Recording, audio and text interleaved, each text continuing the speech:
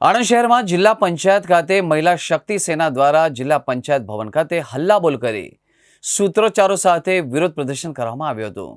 Police દ્વારા જિલ્લા પંચાયતનો પ્રવેશદ્વાર બંધ કરી દેવાતા આશા વર્કરોએ પ્રવેશદ્વાર કૂદીને પ્રવેશદ્વાર ખોલી નાખતા પોલીસ અને આશા વર્કરો વચ્ચે ઘર્ષણ સર્જાયું હતું.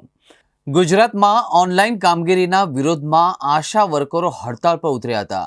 ત્યારે હડતાળમાં જોડાયેલા સિયોલ પ્રાથમિક આરોગ્ય કેન્દ્રની 6 આશા વર્કરોને ફરજ પરથી છૂટા કરી દેવામાં આવતા, જેના વિરોધમાં મહિલા શક્તિ સેનાના ચંદ્રિકાબેન સોલંકીના નેતૃત્વમાં આશા વર્કરોએ જિલ્લા પંચાયત ભવન ખાતે ભારે સૂત્રોચ્ચારો કરી ધરણા કરી વિરોધ પ્રદર્શન કર્યું હતું. જિલ્લા પંચાયત ભવન ખાતે આશા વર્કરો આવતા જ પોલીસે પ્રવેશદ્વાર બંધ કરી દેતા પોલીસ અને આશા વર્કરો વચ્ચે ઘર્ષણ થયું હતું અને આશા વર્કરોએ પ્રવેશદ્વાર કૂદીને પ્રવેશદ્વાર ખોલી નાખી જિલ્લા પંચાયતમાં ઘૂસી ગયા હતા. ત્યારે પોલીસ અને આશા વર્કરો વચ્ચે ઘર્ષણ થયું હતું અને ધરણા કરી સૂત્રોચ્ચારો કરી વિરોધ પ્રદર્શન કરવામાં આવ્યું હતું અને ત્યારબાદ નાયબ જિલ્લા આરોગ્ય અધિકારીને આ અંગે રજૂઆત કરવામાં આવી હતી. તેમને સાંભળી સમસ્યાનું સમાધાન લાવવાની ખાતરી પણ આપી હતી. બિલકુલ આ પ્રદર્શન નથી, પણ એક આક્રોશ છે.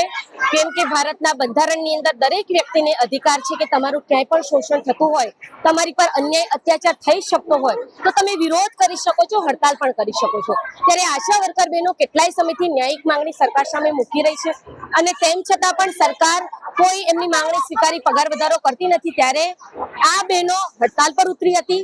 હડતાલ ઉપર ભૂતકાળમાં પણ નર્સ બહેનો 52 દિવસ સુધી ઉતર્યા હતા.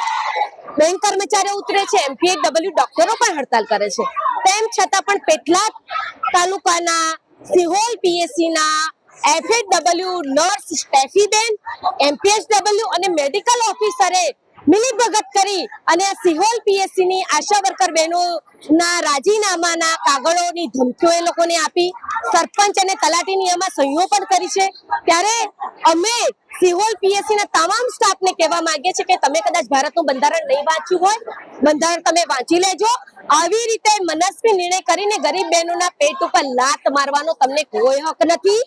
આ બહેનો હડતાલ પર ઉતરી છે તે બંધારણના હક મુજબ હડતાલ પર ઉતરી છે, ન્યાયિક માંગણીઓ માટે હડતાલ ઉપર ઉતરી છે.